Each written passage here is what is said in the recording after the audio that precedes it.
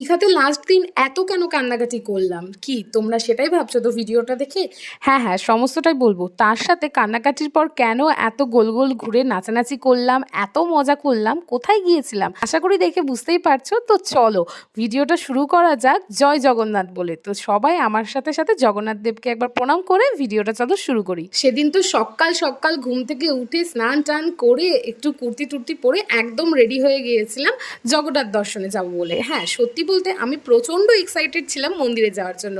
কেননা আমি না কখনো পুরী যাইনি। তো পুরীর জগন্নাথ দেব দর্শনও হয়নি। হয়তো ভগবান আমাকে এখনও ডাকেননি, সেই জন্য ওনার দর্শন করা হয়নি। তবে দীঘাতে গিয়ে মন ভরে দর্শন করলাম। তাই ভাবলাম একটা ছোট ভিডিও করে স্মৃতিও রাখি আর আপনাদের সাথেও শেয়ার করি। তো চলো আর দেরি কিসের? ফার্স্টেই তো মন্দিরের জুতো-টুতো খুলে এক জায়গায় রেখে তারপরে ঢুকে পড়লাম ভেতরে।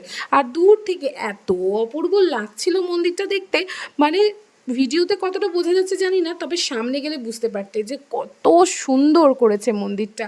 আমি তো ফার্স্টেই এখানে প্রণাম করে শুরু করলাম ভেতরে দর্শনের জন্য। আর তাই বললাম যে চলো চলো তোমরাও চলো আমার সাথে। হ্যাঁ, তবে কি যেখানে যেখানে ভিডিও করা সম্ভব নয় সেখানগুলো আমি তোমাদেরকে দেখাতে পারছি না, বাকি সমস্তটা তোমাদের সাথে শেয়ার করব।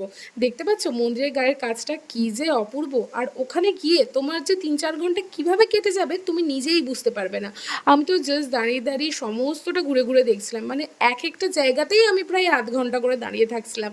এত অপূর্ব সুন্দর কাজ, এত সুন্দর মন্দির, এত শান্তি, এত লোক গিয়েছে কিন্তু জানো কোনো হইচই নেই, কোনো ঝামেলা নেই, খুবই শান্তি। আমি তো প্রভুর দর্শন করে কেঁদেই ফেলেছিলাম। জানি না কেন এটা আমার প্রথমবার হলো, প্রভুর দর্শন করে আমি আমার কান্নাই কন্ট্রোল করতে পারছিলাম না জানো। অনেকের কাছে হাসি লাগলেও এটা একটা যে কি ডিপ ফিলিংস বলে বোঝাতে পারবো না। তারপরে পেয়ে গেছিলাম প্রসাদ, প্রসাদ খেয়ে তারপরে ওখানে নানা রকম দেবদেবীর মূর্তি ছিল, সবাইকে প্রণাম করলাম। তোমাদের সাথেও শেয়ার করলাম, কেননা যারা যেতে পারোনি এখন অবধি বা আবার যারা সেকেন্ড টাইম বা থার্ড টাইম যেতে চাইছো তারা আমাদের ভিডিও দেখে যেন একটু শান্তি পাও, তাই তোমাদের সাথেও শেয়ার করে দিলাম। তোমরাও কিন্তু এই স্ক্রিন থেকেই প্রণামটা করে নিও ভার্চুয়ালি। ভগবান তোমাদের সবার মঙ্গল করুক এই প্রার্থনাই করি। তারপর তো বাইরের দিকে চলে এলাম, বাইরের দিকে এসে পুরো মেন মন্দিরটা তোমাদেরকে দেখাচ্ছিলাম।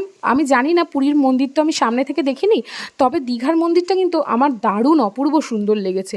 মানে একবার গেলে তোমরা বুঝতে পারবে যে কতটা সুন্দর। দূর থেকেও তোমাদের সাথে শেয়ার করছিলাম, কেননা মন্দির দর্শনের পরে এবার ফিরে যাওয়ার পালা। তো চলো এই ভিডিওটা এইটুকুই। কেমন লাগলো মন্দির ঘুরে অবশ্যই জানিও, তোমরা কমেন্টটা করো আর আমি ততক্ষণ কিছু কেনাকাটা করে নিই। টাটা।